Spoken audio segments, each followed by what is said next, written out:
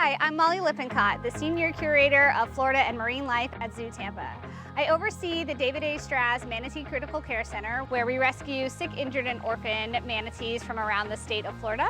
Now, our goal at the Critical Care Center is to rescue, rehab, and release all the manatees back to the wild. We don't want anyone to have to stay here permanently. Manatees have no natural predators. People are their biggest problem, and we can prevent most of those problems from happening if we all just take a little bit of steps in our daily routine to hopefully protect them. So if you are boating out there, you want to slow down in no-wake zones and give those animals the right of way, you can wear polarized sunglasses, which will help you see in the water, as well as you can have a lookout on your boat to see if you can see manatees.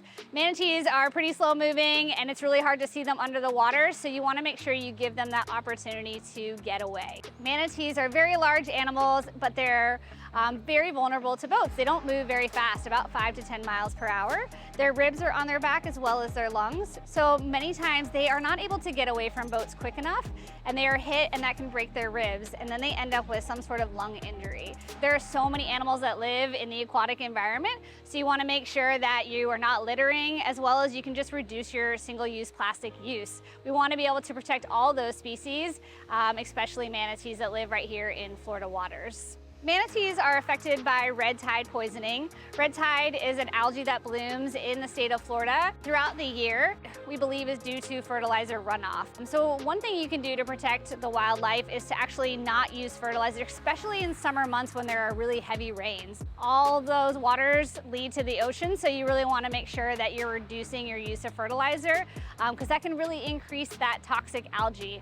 So manatees are a really large animal, but they actually don't have a lot of fat to protect them from cold water. They have a little bit of fat, but they're a Caribbean species. So in the winter time, they need to migrate to warm water sites. It could be a natural spring, it could be a power plant that discharges warm water. And that's something that they're actually taught to go to by their mothers. So from a very young age, they need to learn how to migrate into warm water. Anything below 72 degrees where they stay in that prolonged exposure, they actually can get very ill. They get what's called cold stress syndrome. The good news about cold stress is the sooner we get them, the more we can do for them. We put them in a nice warm pool, we put them on antibiotics, and we give them fluids. And for the most part, they all recover.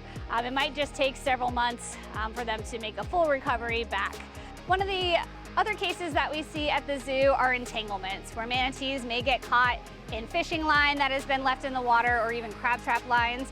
It can get caught around their flippers or around their body and can cut off circulation. So really simple thing you can do is, if you like to go fishing, there are areas where you can dispose of your fishing line. You want to make sure you do that properly and not just toss it into the water. If you are a fisherman and you're out on the water, same thing, you want to pull it and make sure you take it home with you. Not just manatees, there are so many other animals that are affected by fishing line, and it's such a preventable thing. And we obviously want everyone to be out there enjoying the ocean, so you can just do a small part to hopefully protect not only manatees, but so many other species. Since 1991, we have rescued over 500 manatees and released 300 back to the wild, and we've had some really memorable cases.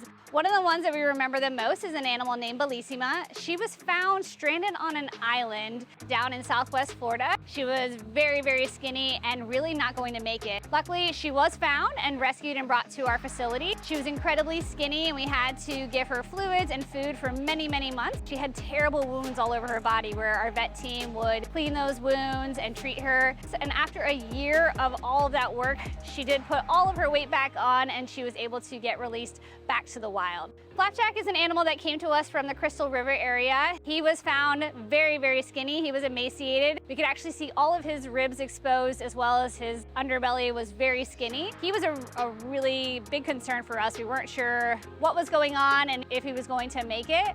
The good news for Flapjack is we were able to give him fluids and antibiotics, where we were able to put on some weight, and he gained all of his weight back. He had such a strong will to live that we were able to push through, and he been released back to the wild. So if you think you see a sick, injured, or orphaned manatee, you can call FWC's hotline. It's 1-888-404-FWCC.